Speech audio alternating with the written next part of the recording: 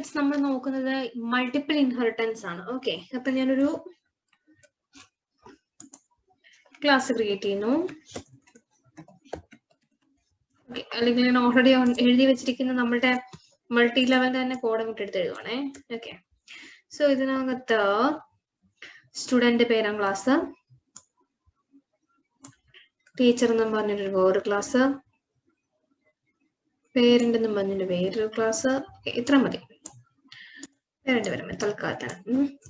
Okay, ഇതിനകത്ത് ഞാൻ എന്താ ചെയ്യുന്ന വെച്ച് കഴിഞ്ഞാല് ഈ സ്റ്റുഡന്റിനെയും ടീച്ചറിനെയും പേരന്റ് എന്ന് പറയുന്ന ക്ലാസ് ഇൻഹെറിറ്റ് ചെയ്യുന്നു കേട്ടോ. അതായത് അപ്പൊ ഒബ്ജക്റ്റ് ക്രിയേറ്റ് ചെയ്യേണ്ട ഏതിന്റെ ആവും? പേരന്റിന്റെ. Okay, parent.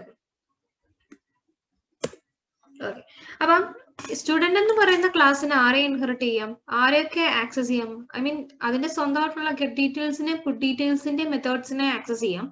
അതുപോലെ തന്നെ ക്ലാസ് ടീച്ചർ എന്ന് പറഞ്ഞതോ ഡിസ്പ്ലേ എന്ന് പറഞ്ഞ മെത്തേഡിനെ ആക്സസ് ചെയ്യാം. അതുപോലെ തന്നെ പേരന്റ് എന്ന് പറയുന്ന ഈ ക്ലാസ്സിന് ന്യൂ ഫംഗ്ഷൻ എന്ന് പറഞ്ഞ ഇതിനെയും അതുപോലെ തന്നെ ടീച്ചറിന്റെ ഫംഗ്ഷനെയും സ്റ്റുഡൻസിന്റെ ഫംഗ്ഷനെയും എല്ലാത്തിനെയും ആക്സസ് ചെയ്യാൻ പറ്റും. ഓക്കെ, അപ്പം അതാണ് മെയിൻ ആയിട്ടുള്ള കാര്യം. അത് പേരന്റിന് ടീച്ചറിനെ ആക്സസ് ചെയ്യാം, സ്റ്റുഡന്റിനെ ആക്സസ് ചെയ്യാം, ടീച്ചറിന്റെ ഫംഗ്ഷനെയും അതുപോലെ സ്റ്റുഡന്റിന്റെ എല്ലാ മെത്തേഡ്സ് ആൻഡ് പ്രോപ്പർട്ടീസിനെയും ആക്സസ് ചെയ്യാൻ പറ്റും. പക്ഷെ ടീച്ചറിന് ഇത് പറ്റത്തുള്ളൂ, സ്റ്റുഡന്റിന് ഇതിനെ പറ്റത്തുള്ളൂ. അപ്പൊ ഏതിന്റെ ഒബ്ജക്റ്റാ ക്രിയേറ്റ് ചെയ്യേണ്ട? പേരന്റിന്റെ. പേരന്റിന് എല്ലാവരെയും ആക്സസ് ചെയ്യാൻ പറ്റും അല്ലെ? ഇല്ലാത്തതുകൊണ്ട് അത് കൊടുക്കേണ്ട ആവശ്യമില്ല. ഇതാ റൺ ചെയ്യുമ്പോ നമുക്കെല്ലാം കിട്ടും. ഓക്കെ, ഇതാണ് മൾട്ടിപ്പിൾ. അത് വളരെ സിമ്പിൾ ആണ്, ഒന്നുമില്ല.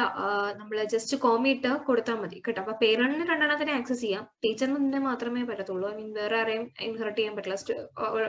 ടീച്ചർ സ്റ്റുഡന്റിനെ ഇൻഹെറിറ്റ് ചെയ്തിട്ടില്ല, സോ അത് നോക്കേണ്ട ആവശ്യമില്ല. ഓക്കെ, ഇങ്ങനെയാണ് അതിന്റെ കാര്യങ്ങൾ. ഓക്കെ.